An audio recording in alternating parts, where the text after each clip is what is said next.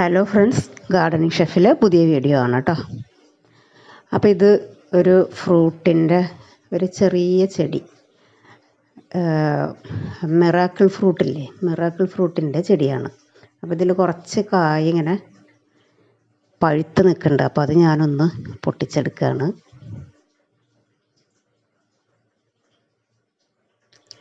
ഇതാണ് miracle fruit. ഇപ്പോൾ എല്ലായിടത്തും ഉണ്ടല്ലോ, അപ്പോൾ എല്ലാവരും കണ്ടിട്ടുണ്ടാകും.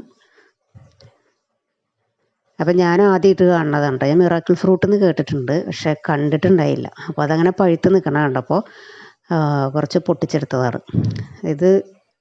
ഇതിൻ്റെ തൈ അധികം അങ്ങോട്ട് വളർന്നിട്ടൊന്നുമില്ല കേട്ടോ. അത് ഇത്രയായിട്ടുള്ളൂ. ഞാൻ നഴ്സറിയിൽ നിന്ന് വാങ്ങി വെച്ചിട്ട് കായ് ഉണ്ടായതാണ്. ഇതാണ് അതിൻ്റെ പ്ലാന്റ്. കുറച്ചുകൂടിയൊക്കെ വലുതാകും. അപ്പോൾ ഇതെൻ്റെ സിസ്റ്ററിനോടെ വീട്ടിൽ ചെന്നപ്പോൾ ഞാൻ അവിടുത്തെ വെജിറ്റബിൾസും ഒക്കെ ഒന്ന് ഷൂട്ട് ചെയ്തതാണ്. ടൊമാറ്റോ ഒക്കെ പഴുത്ത് നിൽക്കുന്നുണ്ട്. അത്യാവശ്യം കുറച്ച് പച്ചക്കറികളൊക്കെ ഉണ്ട് കേട്ടോ അവിടെ. അത് ചുരക്ക അങ്ങനെ പന്തലിട്ടിട്ട് അതിലൂടെ അങ്ങനെ കയറിയിട്ടുണ്ട്. 2 തരത്തിലുള്ള, നീളത്തിലുള്ളതും ഇതുപോലെ ബോൾ ഷേപ്പും. ഇത് മക്കോട്ട ദേവ, അതൊരു ഫ്രൂട്ടാണ്. ഫ്രൂട്ട് എന്ന് വെച്ചാൽ അങ്ങനെ നമ്മൾ ഒരു പഴവർഗ്ഗം അല്ല. ഇതാണ് ഫ്രൂട്ട്. അപ്പോൾ ഇത് നന്നായിട്ട് പഴുത്തപ്പോൾ പൊട്ടിച്ചെടുത്തതാണ്. ഇതിൻ്റെ സ്കിന്നെടുത്ത് നമ്മൾ ഉണക്കിയിട്ട് വെള്ളം തിളപ്പിച്ച് കുടിക്കുക. അതാണ് അതിൻ്റെ ഒരു പർപ്പസ്. പിന്നെ അത് എന്താണ്, ബ്ലഡ് ഷുഗർ, കൊളസ്ട്രോൾ, അതുപോലെ ബ്ലഡ് പ്രഷർ എല്ലാത്തിനും നല്ലൊരു റെമഡി ആയിട്ട് യൂസ് ചെയ്യണം. നല്ലൊരു മെഡിസിനൽ വാല്യൂ ഉള്ള ഒരു കായാണ് കേട്ടോ ഈ മക്കോട്ട ദേവ. അപ്പോൾ മക്കോട്ട ദേവനെ കുറിച്ച് അറിയാവുന്നവർ ഒന്ന് കമൻറ്റ് ചെയ്തേക്കണം കേട്ടോ. അപ്പോൾ ഞാൻ വീട്ടിൽ വന്നിട്ട് ഈ മിറാക്കിൾ ഫ്രൂട്ടിന് അങ്ങനെയാണല്ലോ, അത് കഴിച്ചിട്ട് എത്ര പുളിയുള്ളതും കയ്പുള്ളതൊക്കെ കഴിച്ചാലും നല്ല മധുരം ഫീൽ ചെയ്യുമെന്ന് ഞാൻ കേട്ടിട്ടുണ്ട്. അപ്പോൾ ഞാൻ വീട്ടിൽ വന്നിട്ട് ഇതുപോലെ കുറച്ച് ചെറുനാരങ്ങ പിഴിഞ്ഞിട്ട് ഒരല്പം കൂടി വെള്ളം ചേർത്ത്, ഒരുപാട് വെള്ളം ചേർത്തില്ല, അതിൻ്റെ പുളി പോകാത്ത രീതിയിൽ വേണം നമുക്ക് എടുക്കാനായിട്ട്. എന്നിട്ട് ഈ ഫ്രൂട്ട് ഇതുപോലെ ഒരെണ്ണം കഴിച്ചിട്ട് ഈ വെള്ളം കുടിച്ചപ്പോൾ ശരിക്കും മിറാക്കിളായിരുന്നു കേട്ടോ. നല്ല മധുരമായിരുന്നു. ആ പാവയ്ക്ക എൻ്റെ അടുത്ത് ഉണ്ടായിരുന്നില്ല, അല്ലെങ്കിൽ ഞാൻ പാവയ്ക്ക കൂടി ഒന്ന് ട്രൈ ചെയ്തേനെ. ചെറുനാരങ്ങയിലൊക്കെ നമ്മൾ തേൻ ഒഴിച്ചിട്ട് കഴിക്കുന്ന അതേ ഫീൽ തന്നെയായിരുന്നു കേട്ടോ. പിന്നെ മക്കോട്ട ദേവ ഇതുപോലെ നമ്മൾ സ്കിന്നിങ്ങനെ ഞാൻ ചെറിയ പീസാക്കി കട്ട് ചെയ്തിട്ട് നന്നായിട്ട് 2-3 വെയിൽ കൊള്ളിച്ച് വെച്ചിട്ട്, വെയിലത്ത് നന്നായിട്ട് ഉണക്കണം. നല്ല വെയിലുള്ള സമയത്ത് ഒരു 3 വെയിലൊക്കെ വെച്ചിട്ട് ഉണങ്ങിയിട്ടുണ്ടെങ്കിൽ ഇതുപോലെ പീസാക്കി ഉണക്കിയിട്ട് നമുക്ക് ബോട്ടിലിൽ സൂക്ഷിക്കാം. എന്നിട്ട് നമ്മൾ 2-3 പീസ് വെള്ളത്തിലിട്ട് തിളപ്പിച്ചിട്ട് സാധാ വെള്ളം കുടിക്കുന്ന സമയത്തൊക്കെ കുടിച്ചിട്ടുണ്ടെങ്കിൽ ഒരുപാട് ഹെൽത്ത് ബെനിഫിറ്റ്സ് ഉള്ള കായാണ്. നല്ല ഭംഗിയാണ് കാണാനായിട്ട്. ചെറിയ ആപ്പിൾ പോലെ നല്ല റെഡിഷായിട്ട് അകത്ത് ഇങ്ങനെ ക്രീം കളറിൽ. അപ്പോൾ ഇതുപോലെ സ്ലൈസ് ചെയ്തെടുക്കാനായിട്ട് കുറച്ച് ബുദ്ധിമുട്ടാണ് കേട്ടോ. ഒരുപാട് ഫൈബർ കണ്ടൻറ്റ് ഉള്ളത് കൊണ്ട് തന്നെ നമ്മളിങ്ങനെ ഈ അടയ്ക്കയൊക്കെ പൊളിച്ചെടുക്കണ പോലെ കണ്ടോ, ഇത്രയും നാരടങ്ങിയതാണ്. അപ്പോൾ അതിൻ്റെ കുരു വരാത്ത രീതിയിൽ വേണം അത് ചെറിയ പീസാക്കി കട്ട് ചെയ്യാൻ. അപ്പോൾ ഞാൻ നേരത്തെ കിട്ടിയിരുന്നതിൻ്റെ ഒരു കായ ഇതുപോലെ ചെടിച്ചട്ടിയിൽ പാകിയിട്ട് അതിങ്ങനെ മുളച്ച് വന്ന തൈയാണ് കേട്ടോ. ഇതൊരു മെച്ചുവറായിട്ടില്ല, കുറച്ചും കൂടി ആയിട്ട് വേണം ഇതൊന്ന് പിരിച്ച് വെക്കാനായിട്ട്. ഇതാണ് ഇതിൻ്റെ തൈ. അപ്പോൾ ഞാൻ കായ നന്നായി വാഷ് ചെയ്തിട്ട് അത് കട്ട് ചെയ്ത് മാറ്റിയിട്ടുണ്ട്. അതിനിടയിൽ ഞാൻ വേറൊരു കാര്യം കാണിച്ചു തരാം. ഇത് ഞാൻ കന്യാകുമാരിയിൽ നിന്ന് എനിക്ക് കിട്ടിയ ഒരു ഇതാണ് കേട്ടോ, മസാലക്കൂട്ട്. അതിൻ്റെ നമ്മൾ കാണുന്ന ഭാഗത്തൊക്കെ നിറയെ മസാലയായിരിക്കും. അപ്പോൾ നമ്മൾ സ്ത്രീകൾ അധികം വിലയൊന്നുമില്ല, 50 രൂപയുള്ളൂ. കാണുമ്പോൾ തന്നെ നമ്മൾ ചാടി എടുക്കുകയും ചെയ്യും. അത്രയും ക്വാണ്ടിറ്റിയിൽ മസാല കിട്ടുമല്ലോ. പക്ഷേ ഇതിൽ ഒരുപാട് വേസ്റ്റാണ് കേട്ടോ. അതായത് ഈ ഇല അങ്ങനെ ഞാൻ നേരത്തെ കാണിച്ചതല്ലേ ഇല്ലേ, അതിങ്ങനെ റബ്ബർ ബാൻഡ് ഇട്ട് ചുരുട്ടി വെച്ചിട്ട് നിറയെ മസാല എല്ലാ ഭാഗത്തും നിറച്ച് വെച്ചിരിക്കുന്നതാണ്. ഇത് അതിലിടായ ഒരു മസാലയാണ് കേട്ടോ. ഇതെന്താണെന്ന് എനിക്ക് പിടികിട്ടിയിട്ടില്ല. അപ്പോൾ ഇത് മസാലക്കൂട്ടിലുള്ളതാണോ എന്ന് അറിയാവുന്നവർ, ഇത് കണ്ടിട്ടുള്ളവർ ഒന്ന് കമൻറ്റ് ചെയ്യണം കേട്ടോ പ്ലീസ്. അപ്പോൾ ഒരുപാട് പേർക്ക് അത് യൂസ്ഫുള്ളാകുമല്ലോ. അപ്പോൾ നമ്മൾ ഇതുപോലെയൊക്കെ ടൂറ് പോകുന്ന സമയത്തൊക്കെ നമുക്ക് യൂസ്ഫുള്ളാണെന്ന് തോന്നിയാൽ മാത്രം അങ്ങനെയുള്ള ഐറ്റംസൊക്കെ സെലക്ട് ചെയ്തെടുത്താൽ മതി. അതല്ലെങ്കിൽ വെറുതെ നമ്മൾ പറ്റിക്കപ്പെടുന്ന രീതിയിൽ ഒരുപാട് മസാല നമുക്ക് കണ്ടിട്ടില്ലാത്ത രീതിയിലുള്ള കുറേ സാധനങ്ങളൊക്കെ അതിലുണ്ടായിട്ടോ. അതൊക്കെ മസാലയിൽ വരുന്നതാണോ എന്ന് എനിക്കറിയില്ല. അപ്പോൾ നിങ്ങൾ കമൻറ്റ് ചെയ്യാനായിട്ട് മറക്കരുത്. അപ്പോൾ മക്കോട്ട അതവിടെ ഞാൻ എല്ലാം സ്ലൈസ് ചെയ്തിട്ട് വെയിലത്തേക്ക് വെച്ചിട്ടുണ്ടായിരുന്നു കേട്ടോ ഉണക്കാനായിട്ട്. ഇതിൻ്റെ കൂടെ ഞാൻ ഒരു ചെറിയ റെസിപ്പി കൂടി ഷെയർ ചെയ്യുന്നുണ്ട്. അപ്പോൾ നമ്മുടെ കോളിഫ്ലവർ ഇതുപോലെ ക്ലീൻ ചെയ്തെടുത്തതിന് ശേഷം ഉപ്പും മഞ്ഞളും ഇട്ട വെള്ളത്തിൽ ചെറിയ ചൂടുവെള്ളത്തിലിട്ട് വെക്കുക. അപ്പോൾ അതിൽ കീടങ്ങളൊക്കെ എന്തെങ്കിലും ഉണ്ടെങ്കിലൊക്കെ അങ്ങനെ അതിൽ പൊങ്ങി കിടക്കും. അപ്പോൾ അതെടുത്ത് നമുക്ക് ക്ലിയർ ആക്കാം. ഇപ്പോൾ അങ്ങനെ കോളിഫ്ലവറിൽ അങ്ങനെ അഴുക്കൊന്നും അങ്ങനെ കാര്യമായിട്ട് കാണാറില്ല കേട്ടോ. അതിനിടയ്ക്ക് തന്നെ ഒരു 5 മിനിറ്റ് സോയ ചങ്ക്സ് കൂടി ഒന്ന് സോക്ക് ചെയ്ത് വെക്കാം. ഇനി ഇത് ഒരു മിക്സ് ചെയ്യാൻ പറ്റുന്ന രീതിയിലേക്ക് ഒരു പാത്രത്തിലേക്ക് ഞാൻ മാറ്റുകയാണ്. അതിലേക്ക് ഉപ്പ്, കുരുമുളകിൻ്റെ പൊടി, ഒരിത്തിരി ഗരം മസാല, മുളക് പൊടി, ഒരു നുള്ളു മഞ്ഞൾപ്പൊടി, അതുപോലെ തന്നെ ഇത്തിരി അരിപ്പൊടി, കുറച്ച് കോൺഫ്ലോർ, പിന്നെ ഇത്തിരി കടലപ്പൊടി ഏറ്റവും കുറച്ച് മാത്രം ചേർക്കുക. അതായത് 1 ടീസ്പൂണൊക്കെ ചേർത്ത് കൊടുത്താൽ മതി.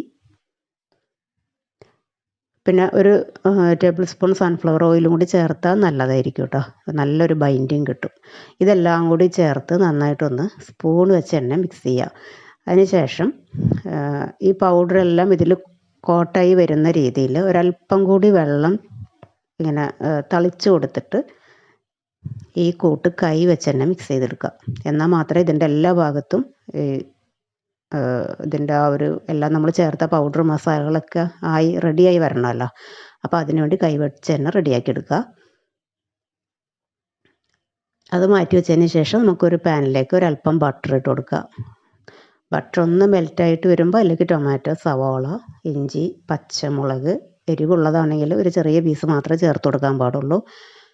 പിന്നെ വെളുത്തുള്ളി, ഇതെല്ലാം കൂടി ചേർത്ത് നന്നായിട്ടൊന്ന് സോട്ട് ചെയ്തെടുക്കുക. സവാള ചേർക്കുന്നതിലും ഡബിൾ ക്വാണ്ടിറ്റിയിൽ ടൊമാറ്റോ എടുക്കണം. അതുപോലെ നല്ല പഴുത്ത ടൊമാറ്റോ എടുക്കാനായിട്ട് പ്രത്യേകം ശ്രദ്ധിക്കണം. പച്ച കളറിൽ പിന്നെ പഴുക്കാത്ത ടൊമാറ്റോ വെച്ച് ഈ കറി റെഡിയാക്കുമ്പോൾ അത്ര ടേസ്റ്റ് ഇല്ല കേട്ടോ. ആവശ്യത്തിന് ഉപ്പും കൂടി ചേർത്തതിന് ശേഷം ഒന്ന് സോട്ട് ചെയ്തെടുക്കുക. ഇനി ഒരു കളർ കിട്ടാൻ വേണ്ടിയിട്ടൊക്കെ ഒരിത്തിരി മുളക് പൊടി ചേർക്കുക. അതുപോലെ ഒരു നുള്ളു മഞ്ഞൾപ്പൊടി, ഒരിത്തിരി മല്ലിപ്പൊടിയും, പിന്നെ ഒരിത്തിരി പഞ്ചസാര, 1/2 ടീസ്പൂൺ പഞ്ചസാരയും ഒരല്പം വിനീഗറും കൂടി ചേർത്ത് എല്ലാം നന്നായിട്ടൊന്ന് മിക്സ് ചെയ്ത് ആ ടൊമാറ്റോയിൽ വെള്ളമൊക്കെ ഒന്ന് വറ്റി വരുന്നത് വരെ ഒന്ന് സോട്ട് ചെയ്തെടുക്കുക. ഇത്രയും മതി. ഇനി ഇത് തണുത്തതിന് ശേഷം നമുക്ക് മിക്സിയുടെ ജാറിലിട്ടിട്ട് പേസ്റ്റാക്കി എടുക്കണം.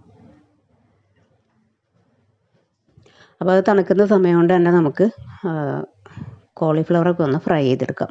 ഇതേപോലുള്ള ചെറിയ ഇരുമ്പ് ചട്ടിയിലിട്ടിട്ട് മുങ്ങി കിടക്കുന്ന രീതിയിൽ കുറച്ചായിട്ട് ഫ്രൈ ചെയ്തെടുക്കുമ്പോൾ പെട്ടെന്ന് റെഡിയായി കിട്ടും. നമുക്ക് തിരിച്ച് മറിച്ചിടാനൊക്കെ എളുപ്പമാണ്. എളുപ്പത്തിൽ റെഡിയാക്കി എടുക്കാൻ പറ്റും. ഇത് ഈ രീതി തന്നെ കഴിക്കാൻ നല്ല ടേസ്റ്റാണ് കേട്ടോ. ഞാനിത് കറിക്ക് വേണ്ടി റെഡിയാക്കി വെച്ചെങ്കിലും കറി ആക്കാൻ വേണ്ടി എനിക്ക് കുറച്ച് മാത്രമേ ബാലൻസ് ഉണ്ടായിരുന്നുള്ളൂ. ബാക്കിയെല്ലാം കുട്ടികളൊക്കെ ഉള്ള വീടാണെങ്കിൽ ഇതിങ്ങനെ കഴിക്കാൻ നല്ല ടേസ്റ്റാണ്. തിരിച്ച് മറിച്ചിട്ട് ഇതുപോലെ കിലുങ്ങുന്ന പാകത്തിൽ റെഡിയാക്കി എടുക്കുക. അങ്ങനെ നമ്മുടെ ലാസ്റ്റ് ലോട്ടർ റെഡി ആയിട്ടുണ്ട്. ഇനി നമ്മൾ നേരത്തെ വഴറ്റിയെടുത്ത പാനിൽ ബട്ടറും ഒക്കെ ഉണ്ടല്ലോ, അപ്പോൾ അത് വേസ്റ്റാക്കി കളയേണ്ട. നമുക്ക് അതിലേക്ക് തന്നെ നമ്മുടെ പേസ്റ്റ് ചേർത്ത് കൊടുക്കാം. അരയുന്നില്ല എന്നുണ്ടെങ്കിൽ ഒരല്പം വെള്ളം കൂടി ചേർത്തിട്ട് വേണം അരച്ചെടുക്കാനായിട്ട്. പിന്നെ മിക്സിയുടെ ജാറിൽ ഒരിത്തിരി കൂടി ഉണ്ട്, അപ്പോൾ അതും കൂടിയൊക്കെ ചേർത്ത് ഒരല്പം വെള്ളമൊക്കെ ചേർത്ത് നന്നായിട്ട് തിളപ്പിക്കുക. ഉപ്പ് കറക്റ്റാണോ എന്ന് നോക്കുക. അപ്പോൾ ഒരിത്തിരി എരിവും കുറവുണ്ട്, കുറച്ച് കളറും കുറവുണ്ട്. അപ്പോൾ ഞാനൊരിത്തിരി കാശ്മീരി ചില്ലിയും കൂടി ചേർത്തിട്ടുണ്ട്. ഇനി നന്നായിട്ടൊന്ന് തിളച്ച് വരട്ടെ.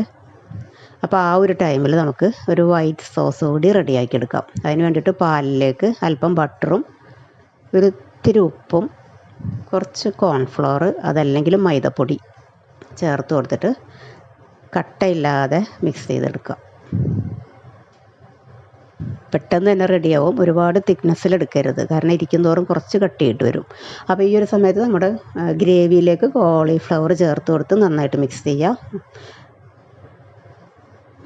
ഈ വൈറ്റ് സോസും കൂടി ചേർത്ത് കൊടുത്ത് നന്നായിട്ട് എല്ലാം കൂടി ഒന്നും കൂടി മിക്സ് ചെയ്ത് ഒന്ന് ചെറുതായിട്ടൊന്ന് തിള വരണം. ഇനി ഇതിലേക്ക് ഒരല്പം ബട്ടറും കുറച്ച് കസൂർ മേത്തി അതും കൂടി ചേർത്ത് കൊടുക്കുക. ഇത് രണ്ടും ചേർക്കുമ്പോഴാണ് ഈ കറിക്കൊരു ടേസ്റ്റ് കിട്ടുള്ളൂ. നന്നായിട്ട് മിക്സ് ചെയ്തെടുക്കുക. നല്ല സൂപ്പർ ടേസ്റ്റി ആയിട്ട് വരുന്ന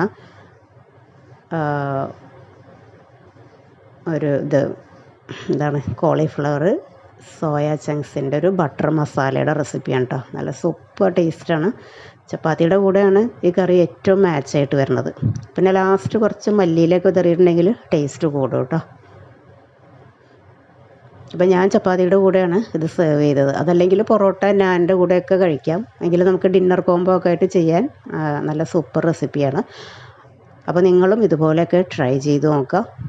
നിങ്ങൾക്കും ഇഷ്ടപ്പെടും. കുട്ടികൾക്കൊക്കെ ഉണ്ടാക്കി കൊടുക്കാൻ പറ്റുന്ന നല്ല റെസിപ്പിയാണ്.